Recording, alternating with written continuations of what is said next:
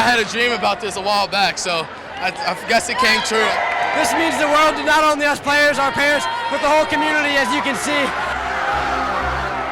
Well, it's our kids. I mean, our kids are just so tough, so resilient, and just hung in there and thought we had it in regulation. I thought we were in pretty good shape, and they hit some threes and scored there and almost got a shot to go down.